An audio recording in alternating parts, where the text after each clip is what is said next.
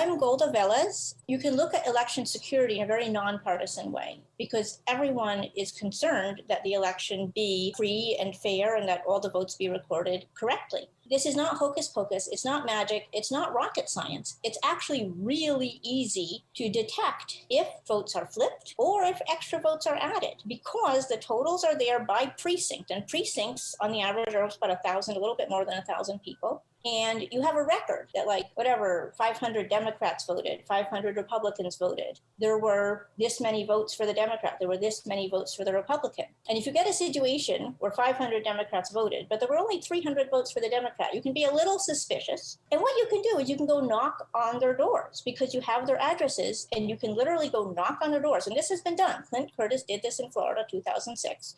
You just go he said it took about 40 people, 10 days. So you do have to have a certain number of people. So you have to have a certain number of volunteers to do it.